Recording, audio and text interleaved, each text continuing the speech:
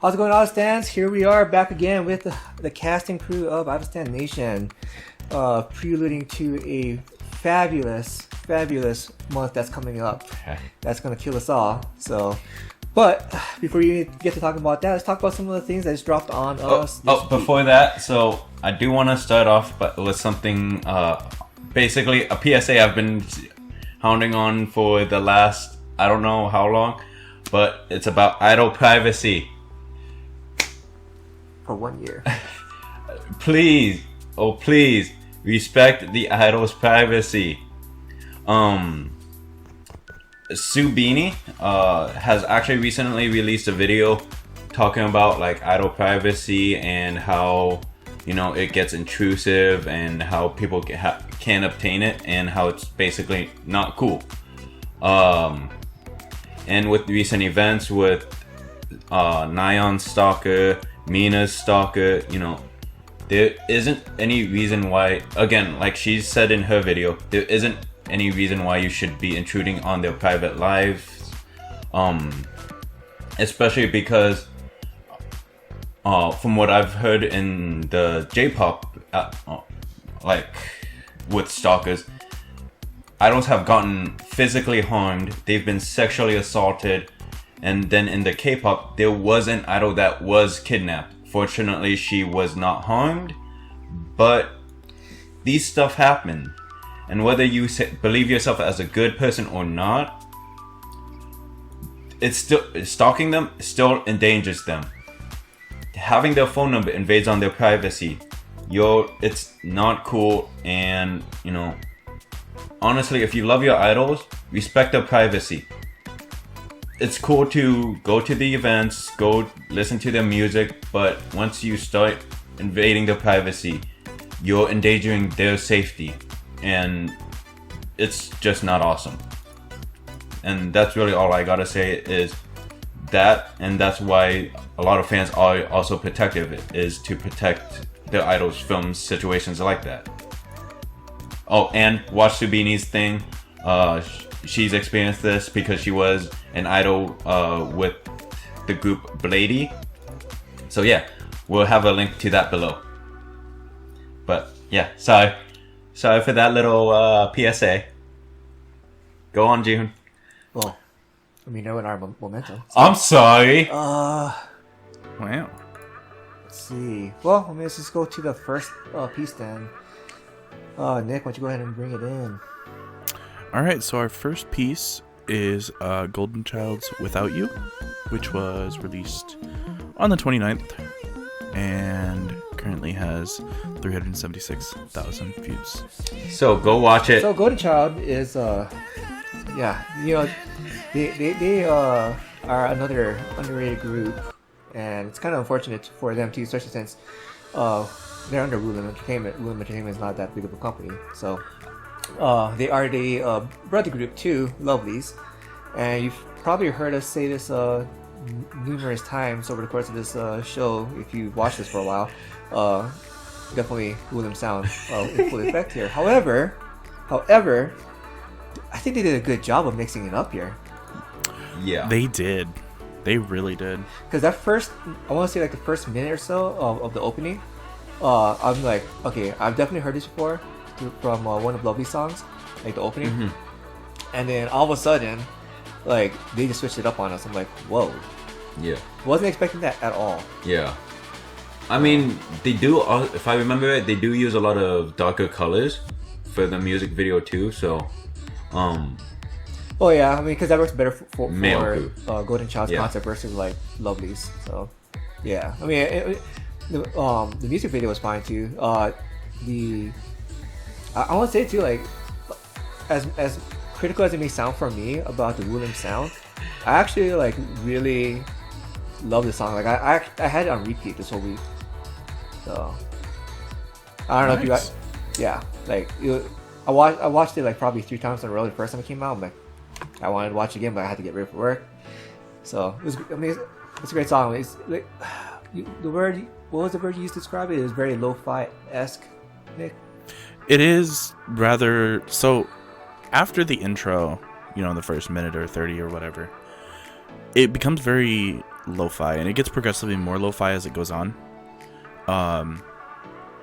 And a thing that helps that a lot is the syncopated rhythm. And what I mean is their singing and drumming is offbeat, but it's offbeat intentionally. Right. And so when it comes to that, it helps with that kind of lo-fi, kind of chill vibe feel. And so, like, as far as that goes, yeah, it's rather lo-fi. Yeah, and they still managed to keep it, because like lo-fi as a genre is not really meant to be sat down and listen to. It's supposed to be like playing in the background while you're doing other stuff, right? So the lo-fi is typically not very detailed. However, this song had a lot more going to it that, you know, you could sit down and listen to it, as opposed to like your typical lo-fi piece. So they were able to do something to kind of freshen up the song a bit, and I think William did a good job there. Definitely, they strayed a little out of their comfort zone for the William sound, which I think is really nice to see from a William group. Thank you, thank you, William. Especially because, you know, they're like you said, they're known for a singular sound. Right. But you know, listening to this song, it's very different from what you'd like expect, and they did a really like interesting beat switch a couple times in here, especially like using the intro for the rap portion is very interesting. Okay, I never noticed that. The funny thing about the song too is the bass song is actually you actually or if you're familiar with Lovely's and her discography, you would have heard this song from one of Lovely's songs, but they changed it up quite a bit. Well, they did enough changes where it sounds like an entirely different song, and it's not until you hear it over the course of the song that you realize, like, whoa, this is almost, I don't want to say rehash or recycle, because very similar. You got that it's reminiscent of Lovely's sound. Stylistically, like, yeah, very much so. So, I don't know. Like, again, I have a very large collection of Lovely's discography, so I'm very familiar with their music and their sound, and William's sound especially. So, my goodness, I'm yeah. You see me, I'm struggling here. Like, I mean, for me, I'm not as familiar with Lovely's sound. I didn't really start listening to them till recently, especially after Queendom. So, I mean, I do like their songs. Probably not all of their songs, but enough of them that, like, it's nice to listen to. But I also am a fan of Rocket Punch. They're a little sister. So having their sound Golden Child is very similar to both of their sound, but you can definitely tell there is a difference. It definitely feels a little bit, well, obviously since it's a boy group, they change it up enough to have it feel masculine for the boys. Right. Yeah. Yeah, and, you know, the music video, I thought the music video was very pleasant. You know, nothing really jarring. You know, nothing really bothering. It was very visually nice. It looked good, but nothing. I didn't feel like anything really stood out. You know. It was very subdued, and especially which kind of goes with the song too, because the song itself is right. Like Nick said, you know, lo-fi itself is also fairly subdued. So it's not a bad thing. It's like more of an experience. It's not a bad thing. Yeah, not a bad thing at all. It's an experience. Yeah. So like I just said, I love the song. I highly recommend you check it out. And maybe I start getting ready to move it on. Yeah, unless anyone else has anything to talk about Golden Child. No? I don't. Alright. So, next group is a Japanese, it's a Japanese band, Girlfriend, それだけ. Not sure how to really translate that to English, because it could kind of mean like that's all, but not like in the way it would sound in English. I don't know how to explain it. So not every word in Japanese translates well into English.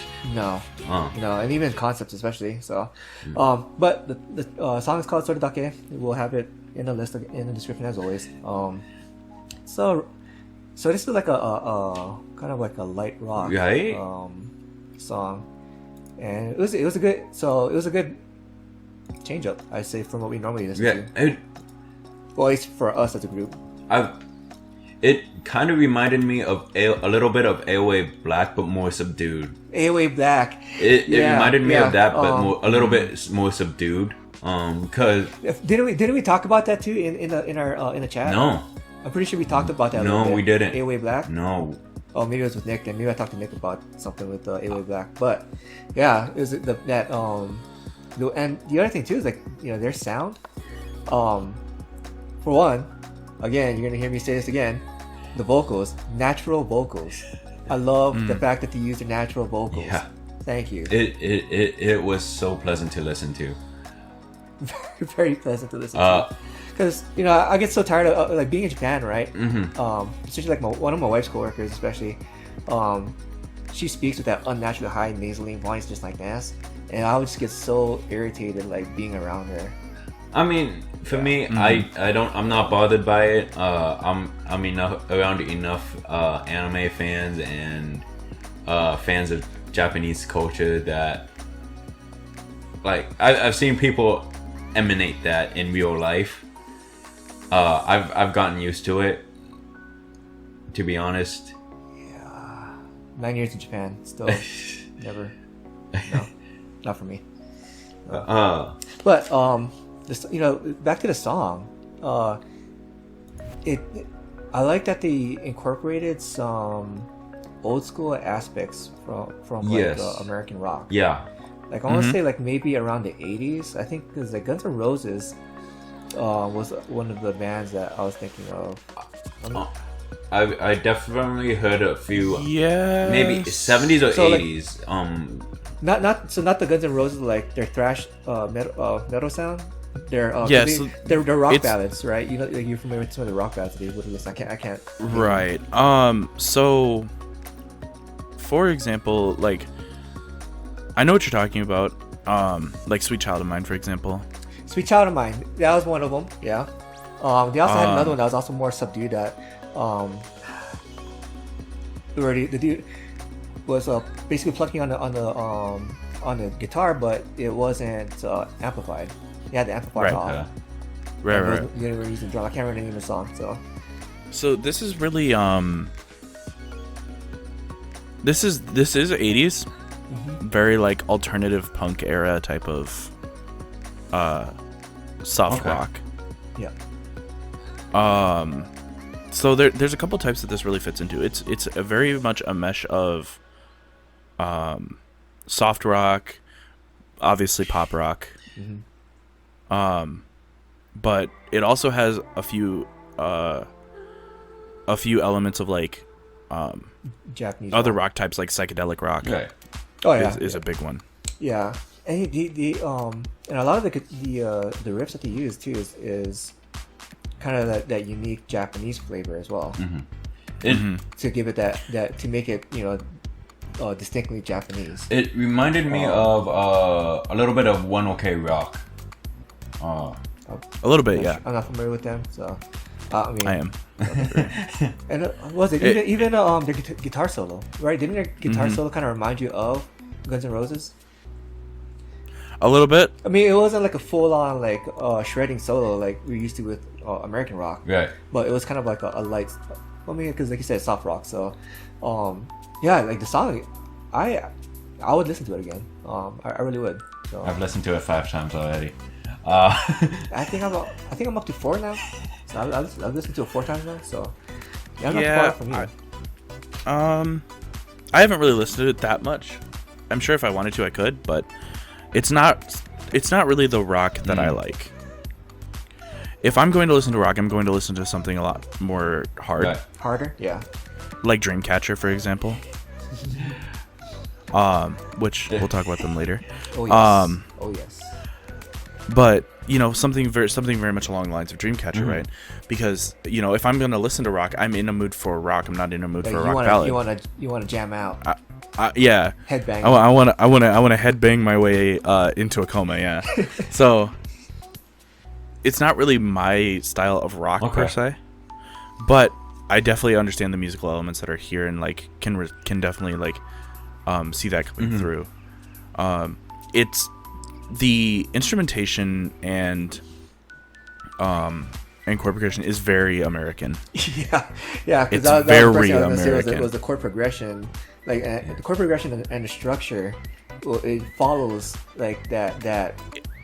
It definitely follows that like post-progressive rock type of like vibe. template. Yeah, but not like cookie cutter. Not so cookie cutter-ish. Yeah. They used a template. Yeah. To And then they kind of built their song off that. to be honest, outside of the vocals, I did not think either of you guys would like this song, mainly because it did feel a little bit Americanized. No. Yeah, I mean it does, but at the same time, it has enough Japanese influence to not be an American song. Well, that and like, I don't dislike all American music. I just don't like more current modern American music because it's just so musically bland to me. So, when you go back to earlier periods of American music, I'm talking about like, rock from like the 80s, 70s, and 60s. Big band music from the 50s, swing, jazz from the 40s or whatever. They're very dynamic, like musically dynamic. There's a lot going on. So Jihoon's a boomer. So, or I just like really dynamic songs and not bland music. So,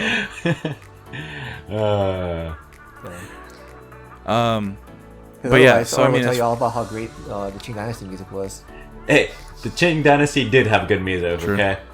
But that's besides the point, okay? That is besides the point. But I mean, naturally, you lived through that dynasty. You naturally. Apparently, I've lived through every single dynasty, according to you guys. You saw the birth of China. Yeah. Whatever. Don't get me wrong. I love a lot of like old music, but leave me alone. Oh man. And Ori can actually say he likes this one because it's not K-pop. Oh yeah, that's right. Absolutely. I said I like Golden Child too. It's not nice to lie to the viewers, dude. Well, you gotta remember too, like when Ori says, he thinks something's alright, it means he hates it less. It's just less hate. Yeah. I can't wait till we get to BTS. Oh my goodness. All the armies. He's done. All right. So yeah. I liked Black Swan. It was Nick who didn't like it. Okay. So slightly less hated. Yeah. The facts. I like the Spotify version. Okay. I'll give you that. Okay. So. I'll give you that. There you go. But anyway, so girlfriends. Pronounce this for me again. Sore dake. Sore dake. Yeah. So, definitely like it's definitely something that I could like, if it showed up on my in my recommended, I would listen to it. But it's not something I'm gonna go out of my way to like go search for. Yeah. I can get that. I'm down with that. Oh man. So. You got anything? Do you think it's else? about time we move on? Yeah, I was about to say. Yeah. Let's go on to the next one. Because Nick's been really waiting a long time for this. Oh yeah, no. Dude. We'll just keep on letting him wait. We'll just wait 5 minutes. All right. Anyway, so the next, I'll introduce this myself. So the next one is an artist that I've been really waiting to hear more music. No, he from. hasn't. His name is He's Han lying. Dong-gun. His name is Han Dong-gun, and the song is Farewell. If you don't know anything about Han Dong-gun, he was for quite a while he was at the forefront of the ballad genre. He was very much like a large part of the market share. Back in, I want to say it was 2016, he was arrested for a DUI. And subsequently went on hiatus as he was sorting everything out, and now he is finally like back to making music. And you know what that means? He's got a long and large list of a back catalog to go through. Oh yeah, And I mean I'm sure he has. Also, this is the first time under a new agency. Really? Oh wow. So this is he is now under Brand New. Okay. But before that, he was actually with Pledis. Oh. Ooh. So he moved up. He's moving up in the So road. he actually ended up leaving Pledis, and he signed with Brand New. I want to say it was 3 weeks ago. Yeah, and who else does Brand New music have? Because we're familiar with the label. Yeah. Shoot. You guys keep talking. I'll do research. So basically, so it didn't take long for them to, for them to actually work something out, get a video already filmed and everything. By the way, AB6 is also under them. AB6. That's who you're thinking of. Anyway, so as far as that goes, And Verbal Gent. I was really excited to see that like he's actually back to making music and all of that. So And he's back in top form. Oh yeah, I mean he came back with a absolute piece of work. So with that, let's get into the song. This is Farewell. Currently has 278,000 views. Came out on the 22nd. Mm-hmm. So it's a little bit of an older song, but with Farewell, at first to listen to, it'd be very easy to like dismiss it as yet another stereotypical ballad. Mm-hmm. But there's definitely a lot more to it than that. I think it's definitely like this is not cookie cutter ballad. No. And someone with his voice type, you can't do a cookie cutter ballad. And that's what I was gonna get to, is like his vocal timbre, but also his expressiveness in his voice, in his vocals. Yeah, his power is insane. Effortless power at that too. Yeah, He doesn't have to try. There's no sign of strain when he's putting in that power. Definitely not. He's had strain in other songs, but most of that strain isn't from power. It's from stylistic vocal range. I would say, isn't that like a stylistic also? Sometimes it's also vocal range. Okay. So his vocal range is not a natural tenor like everyone else. He has this. He has kind of this weird mix between a baritone and a tenor. Yeah. And so naturally his upper range is more limited, making high notes a little bit more strenuous. But most of the time he could play that out with vocal power. But this song is just there's like, if you didn't know anything about ballads, you just missed out a cookie cutter ballad. But obviously we listen to a lot of ballads. Well, that, and like I want to say too, like even for the casual listener, who, they have a passing interest in ballads, and they may not be into the technicalities of vocals, I think they could still very much appreciate the song. Definitely. Because the emotional connection, like, because his vocal delivery allows a very easy vocal connect or emotional connection with his singing. Right. Definitely. And on top of that, if you're watching the MV, the story of the MV, It is. Wow. Yeah. Oh my gosh. They tied that in. They tied the story into the song so well. And you know it's good because freaking Nick is talking about the story of the MV instead of me. Okay. Yeah. Yeah. I almost never talk about MVs, but this is insane. I think this like is only, I literally third I got one to the end and I was about. like, wow, I am literally shook. Yeah. So I mean, it's another song that I want to. I'm going to have it on repeat. So. Oh, absolutely. Yeah, this is another song that I'm going to be listening to again, because I didn't take the time to listen to it earlier this week, up until like last night, but I was kind of like really out of it last night. So yeah, no, I definitely want to give it like the attention it deserves. Yeah. So. I mean, I didn't really have a chance to basically process it. When I listened to it, I did enjoy it, but not completely process like the MV, the vocals and whatnot. So it definitely takes a couple listens. Yeah. He's just that type of artist where, it's either you focus on the emotion of the MV or you focus on the emotion of his voice. Because it's so overpowering. If you try to focus on both at the same time, you're gonna miss parts of one or the other. Yeah. And you don't want to do that. This is yeah, and you definitely don't want to do it. And I mean, you guys know, but the viewers don't. When I'm talking to you guys, I'm also listening to the song. Yeah. Because I have that on repeat for as long as we're talking, and even just talking to this right now, like, or listening to this right now, it's like there's so much emotion. Yes, it is. Yeah. And it's very hard. I have to literally pause it, because like it's just his vocal delivery is insane, and the way he uses his voice and how well he knows his voice is just completely like nuts. How well like he understands his voice, and like just the level that he understands his voice too. You get the feeling that as he's singing, it's like I would imagine like being the producer in the booth, in the recording booth with him. Bro, right? I'd be sobbing. Like, you probably don't really need to give him much pointers because he's just, you know what I mean, like oh hey, you know, if he's kind of at this part, kind of like focusing a bit there, like nah, probably you let him no, do his thing. No, you don't. You don't. You just leave the man alone. He's his own vocal coach. Yeah, like it's. And I mean honestly, I don't know who his vocal coach could be, because you can't give someone like, you can't give a normal vocal coach this guy and just have them coach. It's just not going to work.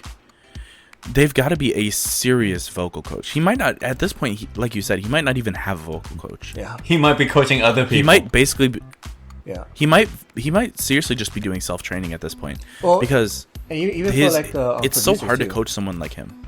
Because like when the producer, or for that song specifically, especially, they may have their own vision of what they want the song to be when they're producing the song. And as a producer, with him singing it, you probably just want to be like, nah, you got this, boo.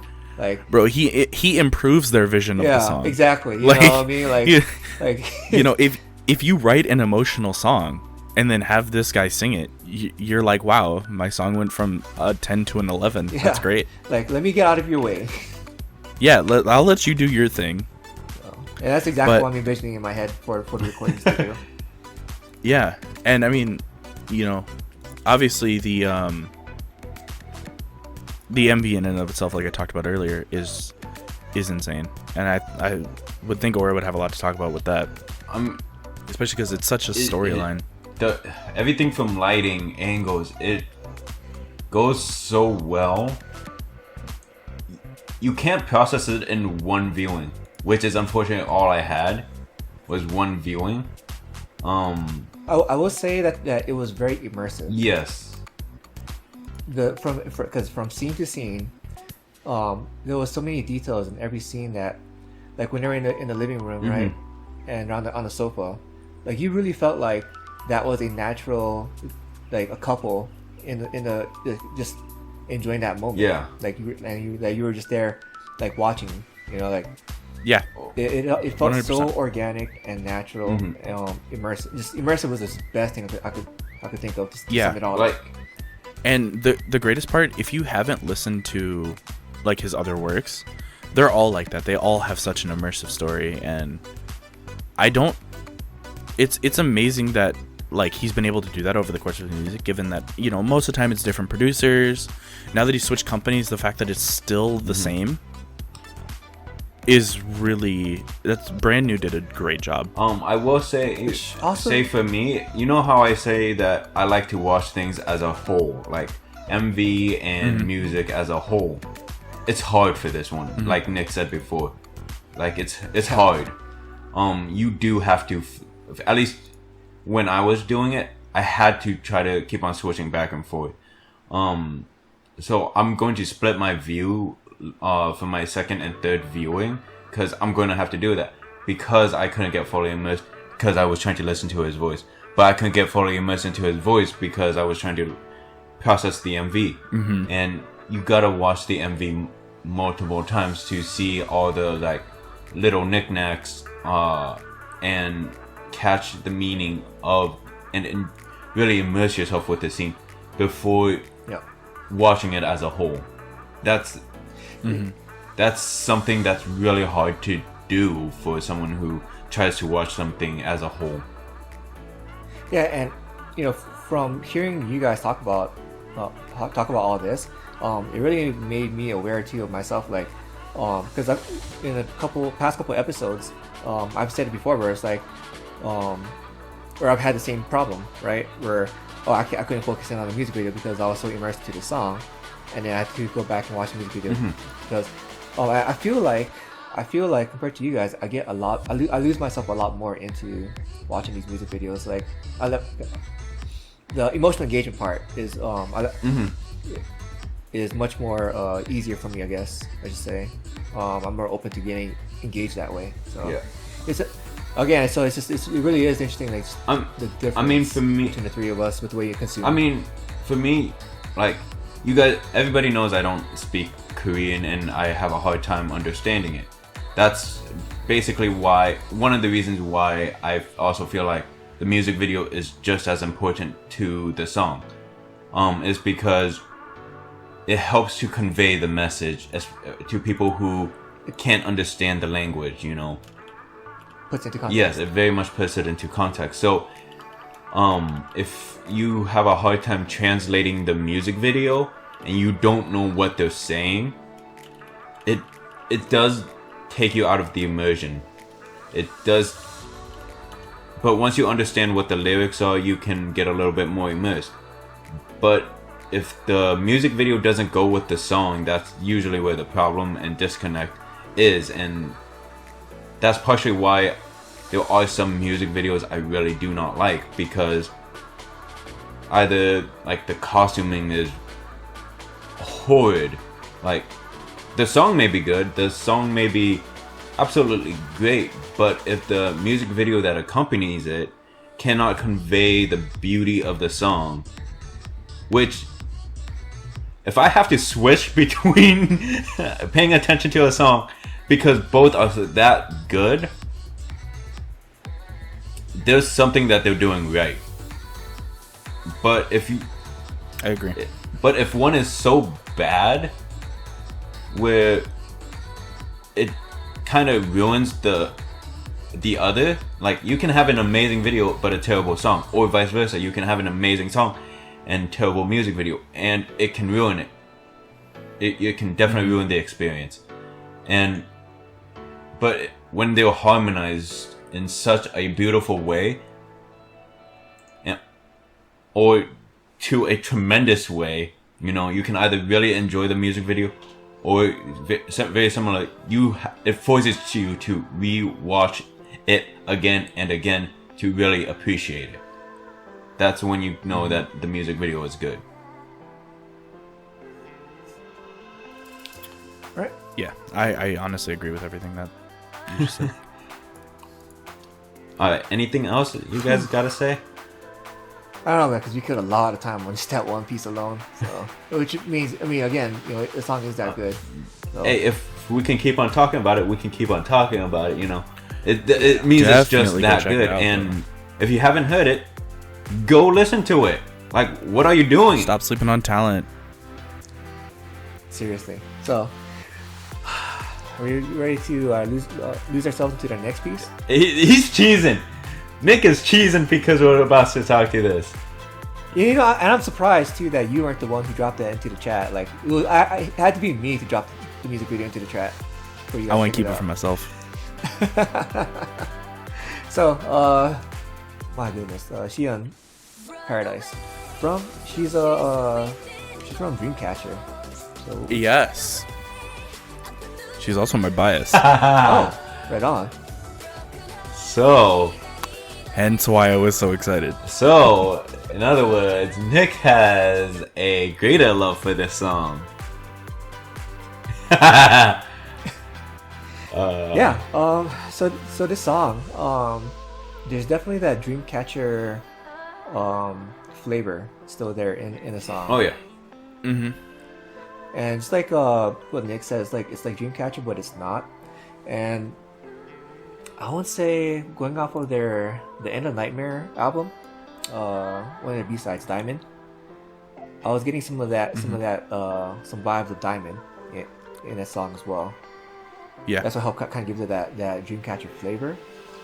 So. Yeah. This reminds me a lot of Silent Night. That's the other one. That was the other song that I was trying to look, because I was going through my album list. I'm like, which song? Where's this song at? Silent Night. Yep. 100%. This, I was listening to this. I was like, this is Silent Night. This is like Silent Night if Siyeon did a solo. You know. And honestly, I don't think there's a bad part to the song. Honestly. And really, like, I think if you're a Dreamcatcher fan, like if you absolutely love their music, this is automatically you're gonna love the song. It's a good song. Yeah, I mean, honestly, if you are part of their fandom, Insomnia, if you're part of that fandom, I mean, this is not a song like you can hate. And I'm not saying that just because like, you're part of the fandom, so you're gonna be biased, you're gonna love the song no matter what. No, what I'm saying is the song is familiar enough and enough of that Dreamcatcher flavor that you will love it for the same reason why you love Dreamcatcher. Or I don't like that face. I mean, there you go. Oh, Here it comes.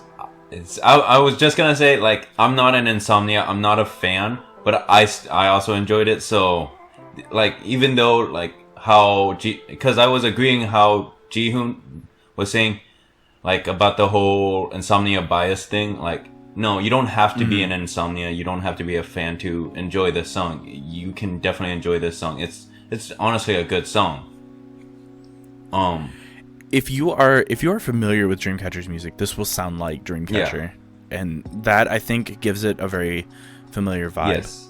While also being a little foreign, you know? Yeah, it's definitely different enough. She definitely put her own flair on the song, Mm-hmm. while also maintaining like her relation to the group. Yeah, I mean, you know, and I think that is really great. Uh, Because there are a lot of soloists, you know, that come from groups. They'll make songs that don't even sound even close to the group. Yeah. I mean, like, it's like they're not even like related. Right. They could be even completely different genres. But this, I feel like she still like keeps her Dreamcatcher Siyeon identity, while also maintaining a soloist identity with this.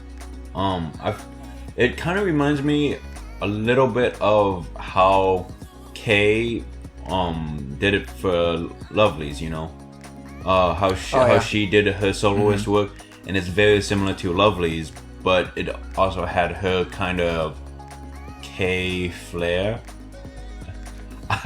Yeah, she put the extra Disney princess vibe into it. Right? But honestly, it's good. Yeah. I'd say my only real problem was maybe the lighting, and because it definitely like had it fairly dark lighting, you know. So I know why that is. Feel fair? They went with nearly 100% natural lighting. Okay. Inside of the house. So they used the basically the house's like dusty windows to give a full natural lighting to make it a more natural music video. See, Insomnias were talking about this on Twitter. That's the only reason I know. Oh, okay. I was about to say, like, wow, another one where Nick's talking about the video. No, yeah, Insomnias were talking about it on Twitter and a couple other places that we hang out. But yeah, so it's like nearly 100% natural lighting. So, because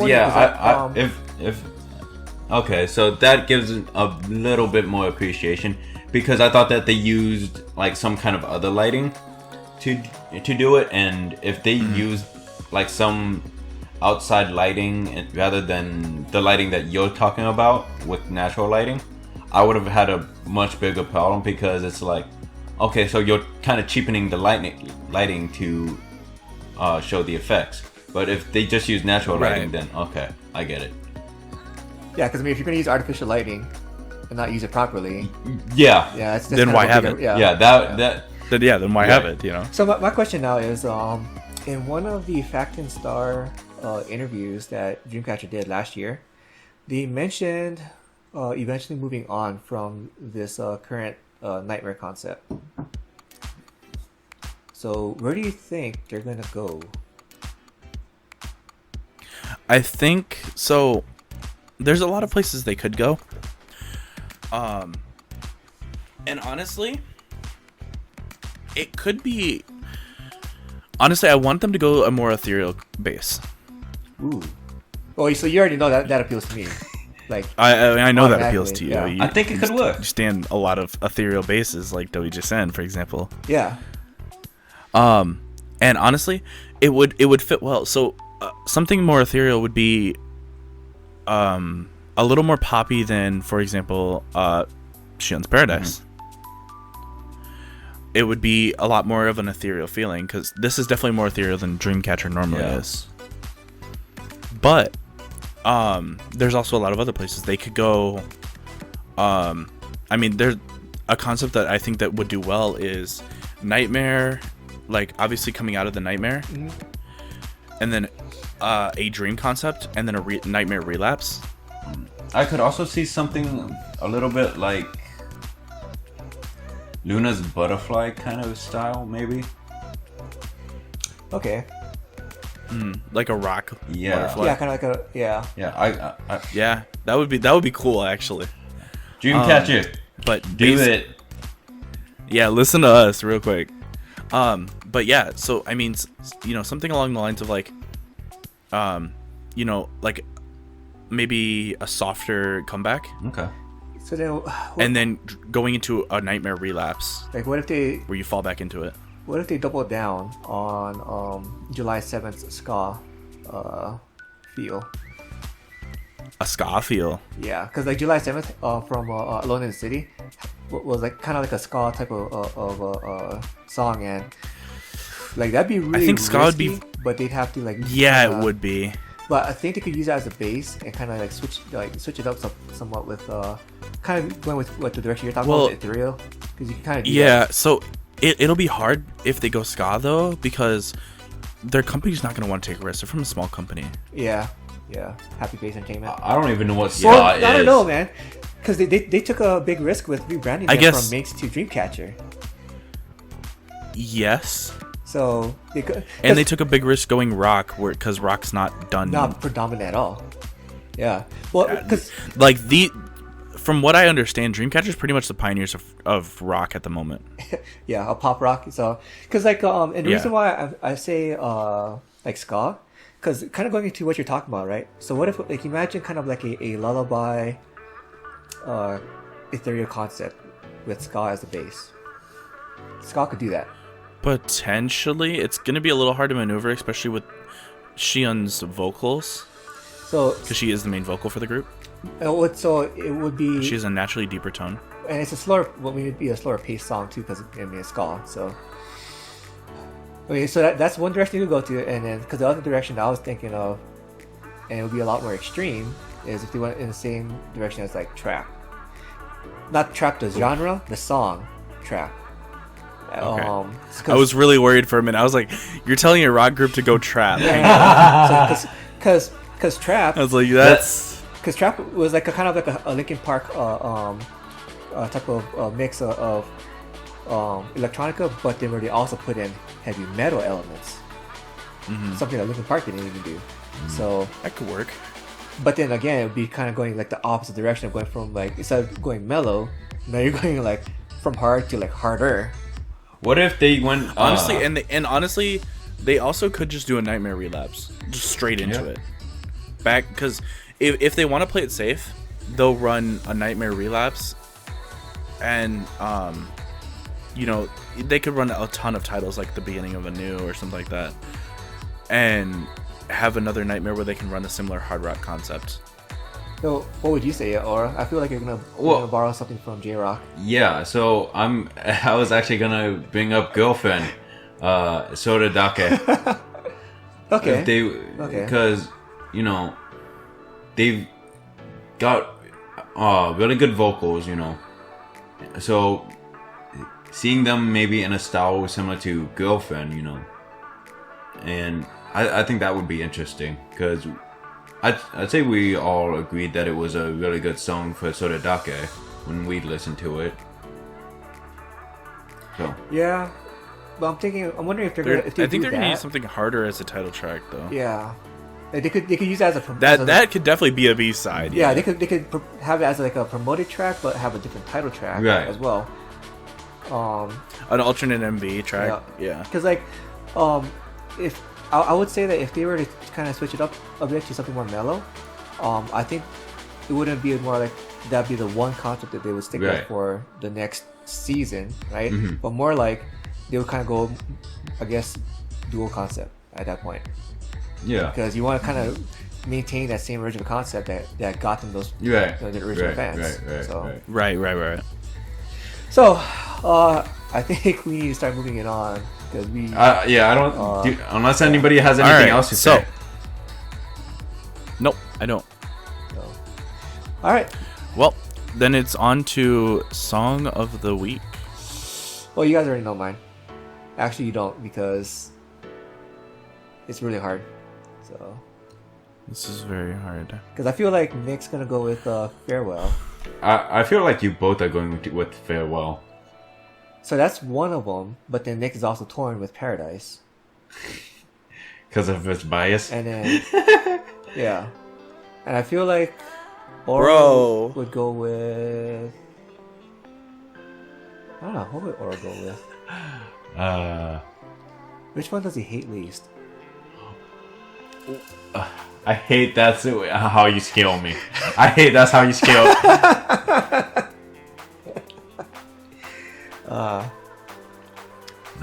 So for me, I'm gonna have to go with Without You. Golden Child Without You. All right, we got a check for Without You.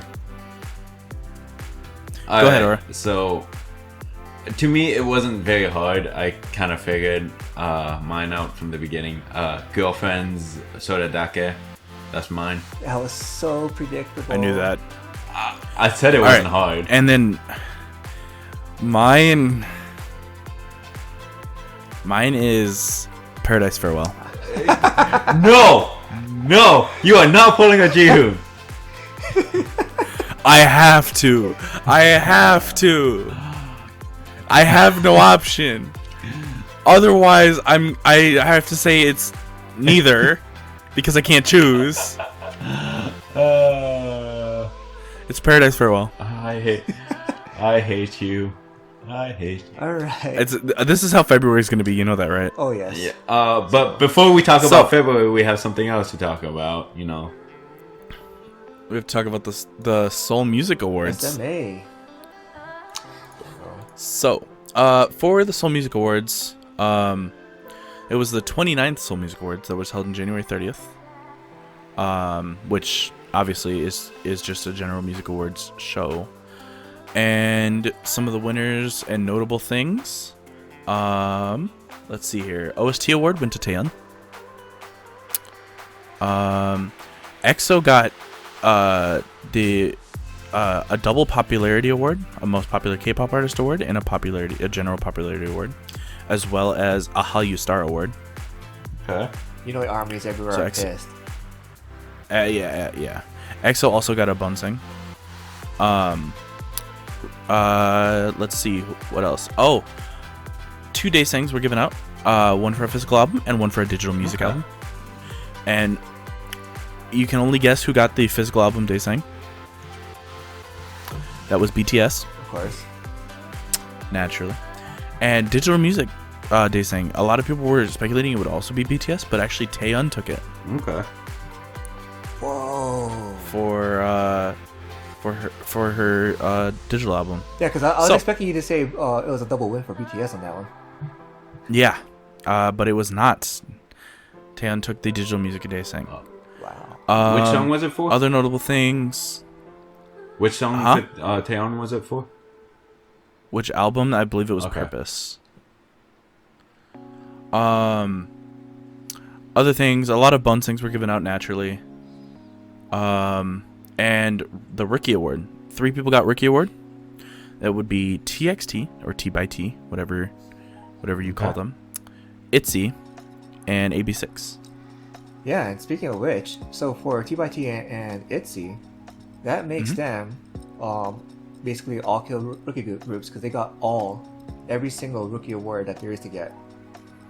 And I can't think of I know there's been like a couple other groups that have done that before, but it's extremely rare. Yeah. Bro, cries in Everglow. Dude, I'm so sad. Rip Nick. Like I'm happy for for T by T and Yeah. NC, right? And I mean, they definitely deserve it. They both had killer debuts, but Cries in Forever, dude. They couldn't get one. No. All right. But hopefully they can prove everyone Yeah. wrong and dominate the stage, which they are kind of already doing. So, with that We've got comes the big topic. Bro, so we've been looking forward to this for a long while. Yeah. And we're just gonna call it Fatal February because we It are is dying. definitely Fatal February. You will see our Twitter tweeting out about hashtag Fatal we've February. got anticipated debuts, man. I've lost track too of all the ones that really Anticipated debuts. debuts, There's Korean so comebacks, much. Japanese comebacks, Nugu artist comebacks. Oh, we've got everyone coming back. We've got like Yeah, like everybody's coming back. We've got G-Friend, we've got Everglow, we've got Twice, we've got Luna, we've got Icon, Bandit, Rocket Punch, like BB. Signature, BB, Cherry Bullet, Nature, Pentagon, Card. Monster X, BTS, Eyes One, Card, Eyes One, Monster X, Victon, Bro, yeah, everyone everybody's is coming coming back. back. almost everyone. Mamamoo, yeah. But you know who's not coming back? Blackpink. Yeah. I mean, it's All right, still Blake, it's before- still before- it's still hang the on, beginning hang on. of February. Before you get roasted, I'm so sorry, but it's true. You have to accept it now, Blinks. Yeah. It's true. It- Because why? I mean, why'd you throw in the money at Icon to come back? So like Yeah, Icon is coming back, and you know how YG does. Only one group per month. Yeah. then there, yeah. I mean, again, it's still the beginning of the month. They could announce something later. I think I Also- think I heard something about March maybe, but then again, that's all I've heard. Is something about Blackpink in March. Oh, also reminded me, potentially Alexa, oh yeah. That's, and also February 8th, High School. bro, high school because they didn't have one last year at all, did they? They did not have one last year, I don't think. Yeah. So this will be their first comeback in like over a year. Are they still doing the face mask concept? They are. They are. And honestly, I really like the concept. Like they're so Nugu too. Like They are. They are very new, but 2018 slept on them so hard. Stan High School. And we're getting what 2 new groups? Yeah. We are Signature. we are getting Signature, Yep. which is a very anticipated girl group. And then we are also getting DKB, Okay. which is a boy group. Okay, so we're getting a boy and girl group. All right. Yeah. Let's hope that they're gonna do well. You know. Absolutely. Bro. It's also, it's just a lineup, though. So Mamamoo's Moonbyul is coming back with a second solo album, Another one. Yeah. which is Dark Side of the Moon. I'm gonna die. And can I also say it's very convenient that Card's 4th mini album is named Red Moon. That's funny. We dying. We dying. We are absolutely dying. We're gonna drown in K-pop. And then Rocket Punch's album Oh is my Red God, Punch. yeah. They are just way like everyone is just playing off each other this month. Yeah. I think the K-pop companies are absolutely communicating. Oh, yeah. They're 100% Absolutely. communicating. I mean, cause like I was thinking to myself too, like earlier last month, like man, I really can't wait Oh, for wait. this new Icon. And then Luna's album teaser had a red moon in the background. Wait a minute. Wait a minute. Watch. GWSN is gonna announce another comeback, and it's gonna be something Moon. Well, it's gonna be like full moon. Yeah. Dude. They have to be communicating. There's no We way. dying. So, the first things you'll hear from us is,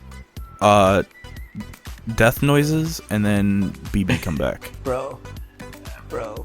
Dude, Because She's so fire, BB and dude. Kim Jae-won will be the first people to come back. we're gonna die. What tonight with what G-Fan and Everglow already? Or Bro. G-Fan Tomorrow Everglow night. tomorrow. So BB Tonight. Let's talk about Everglow real quick, because Everglow, who was the songwriter again? I'd have to look up the name again. Because I remember, because when you posted who the songwriter was and like what his track record was, I'm like, yo, this may actually be the one. The songwriter, his track record is really nuts. Like, he's an insane writer. And he did some of really popular songs that are a lot of popular songs. Yeah. So essentially, oh, I found him. So it's composed by Olipop. Olipop. Produced by Olipop, who's done like Lucky Girl for Red Velvet, Zimzalabim for RV, did Hush for Everglow, which Hush is probably the most famous song on that album. Even more than Adios. Did Love Cherry Motion, which I love that song too. Girlfront, Odd Front. I love that song. Yeah. Whatever by 4 Minute, All Night by Girls' Generation, Feel Special. Yep, from Twice. Yep. Also did You'll Be Mine from Nature. Oh my god, I love that song too. I really love that song. That was what got me onto Nature. So this upcoming song better be topping charts. Yeah, because like, you know, I didn't really like Everglow's debut with Bon Chocolat, and I actually did like Audios, but I didn't love it. So this may be the song to actually get me on board with Everglow. But you liked Hush, right? I didn't check it out. I didn't bother. So. Time for Jihoon to start listening to Hush. Yep. You've disgraced me. All right. Anyway, I try my hardest. I know you do. Absolutely. Yeah. So, definitely will be interesting to see how that title goes. Anything else you guys want to talk about for this month? Bruh, I mean, we're dying the first week. I mean, I'm sure there's a lot. We're dying the second week. We dying the third week, and we dying the fourth week. Like the last time it's all four. The last time it's been this crazy was like last year in November. Like that was pretty crazy. But this is like even more. Like this is absolutely insane. Like I don't think this is legal.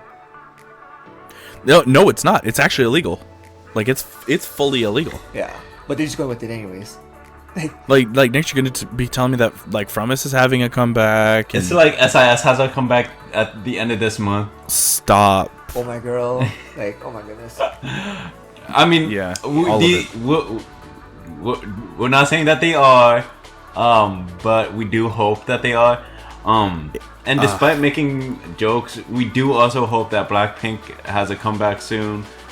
They need one. Yeah, I mean, they really need to come back. I think you know how it goes. They're CF models now. and I think YG will have them have a comeback in like March. That way they can say it's not a comeback every year. It's going to come back every 11 months. True. I mean that is a strat. Yeah. But with that, let's go ahead and move on to, and I'm gonna throw it to Aura. All right. Yeah. So for anyone who is a fan of Girls' Generation, and who knows the original 9 members, the 1 true 9. Jessica Jung has recently opened up a YouTube channel and also released a teaser on it. It wasn't very long ago. I think it was within this past week, so there isn't much about it other than she opened it up. So, go ahead and go watch it. Her teaser, go ahead and subscribe to her channel. We'll have a link to it in our description. I've definitely already subscribed. I don't know about these other guys, but I just found out about it from you just now. Like, I started recording, so yeah, no. Jessica has opened up her YouTube channel. And yeah, we're definitely anticipating on what she releases on that channel. Because I've been watching the other members' channels too, like Tiffany's and Tay's. So yeah.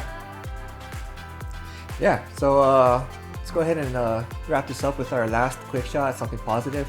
So I know, especially for among the non-K-pop listening communities, ARMYs get a lot of hate and armies are usually the poster child of what a toxic fandom looks like to these non-K-pop people. But was it very recently? What was that charity fundraiser? Magic Breakfast. It's Magic Bullet. It is a fundraiser that Ashton Kutcher and James Corden from the UK. It's a fundraiser that they support where it helps fund breakfast meals in the UK for kids who are in areas that don't have enough funds for breakfast or always have enough funds for breakfast. And honestly, armies are killing it with this. Absolutely. They said 32,000 meals. 32,000, over 32 or 36 and counting, over 36,000 and counting. So it's still growing, and it's only been, I want to say, a week or two. Wow. And the donations keep on going. So, armies are doing such an amazing job. Absolutely. It does show the support and the beauty that K-pop fandoms and people in general can do to help each other. Because especially since armies get a lot of hate for this stuff, or for what some of the toxic few members are doing, right? Because not all armies are toxic. Yeah. You're basically see this as like a challenge to like kind of rebrand, help strengthen your brand, as well as really use that energy for something positive. Help out these kids in need. Yeah. It's not just them. I've also seen a few other fandoms do great things too, like donations to the Australian wildfires from so many Onces, Blinks, Red Loves, I'm not trying to show less appreciation to any of these other fandoms, honestly, you people are great, you guys are definitely showing that your love for the groups that you support, because I've also seen a lot of funding put into the members' names, once it's put it under each member or as a whole group. Same with Red Loves. Armies are putting it under BTS's names for this fundraising event, and it's absolutely amazing. So. Oh yeah. So, that's such a great feel-good story to finish this off with. So, let's just go ahead and wholesome wrap this finish. up. Wholesome finish. Yeah. Nick, please take it away. All right. Well, this has been Idle Stand Nation. We are signing off. I hope you enjoyed the video. If you did, don't forget to like, comment, and subscribe. Join our Discord if you want to talk to us. We are there all the time because we don't have lives. And we opened a Twitter, so make sure you follow that, because that's where we will be tweeting out about maybe some hints at what we're talking about or other things you might have missed, stuff like that. And yeah, so this is Idle Stand Nation. We'll see you guys later. Bye.